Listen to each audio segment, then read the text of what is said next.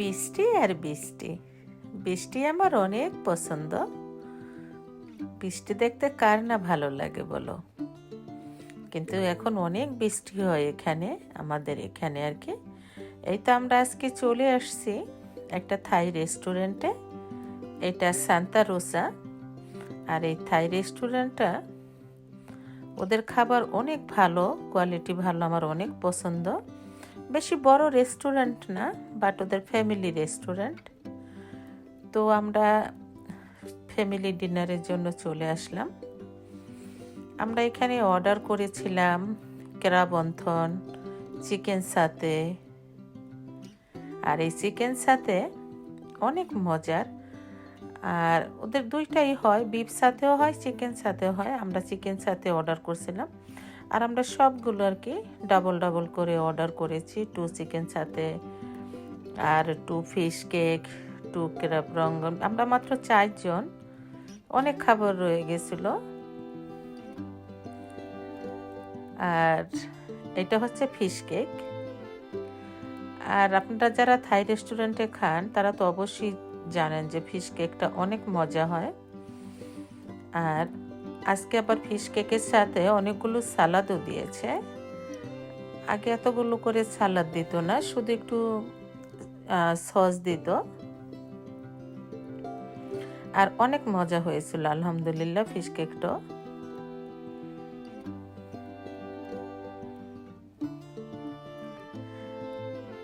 আর Thai food আমার অনেক পছন্দ, কারণ একটু অয়েলি কম হয়। আর আমি এই জন্য চাইনিজ ফুড বেশি পছন্দ করি না, কারণ ওটি টু মাচ অয়েল হয়। আর আমি সবসময় থাই ফুড খেতেই পছন্দ করি। আর আমরা অর্ডার করেছিলাম শ্রিম্প ফ্রাই রাইস আর চিকেন ফ্রাই রাইস।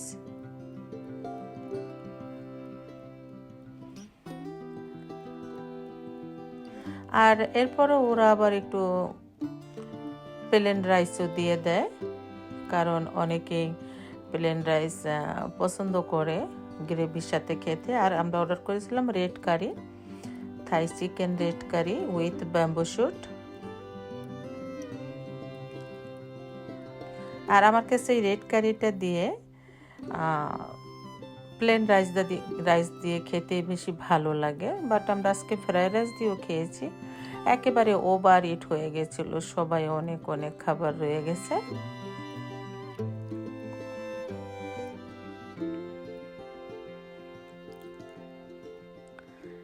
যাই হোক, আজকে কেন ডিনারটা হলো সেটা বলছি। এই সপ্তাহে আমি বাংলাদেশে যাব ইনশাল্লাহ, আমি আর আমার বোন সালমা।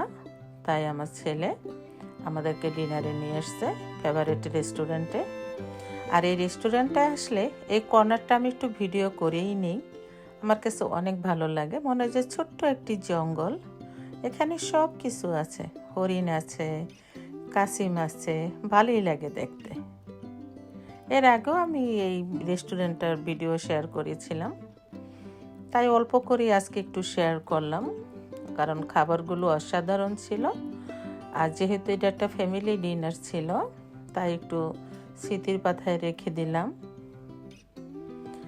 আর এভাবেও মনটা অতটা ভালো ছিল না, আর প্রায় আজকে মনটা অনেক খারাপ ছিল, যে কোনো একটা কারণেই আপনাদের সাথে শেয়ার করি। প্রায় 10 দিন হয়ে গেল আমার বড় বোন মারা গিয়েছে। আমাদের গ্রুপে যারা অনেকেই জানেন, এই জন্যই অনেকটা ছেলে বাইরে নিয়ে গেছে।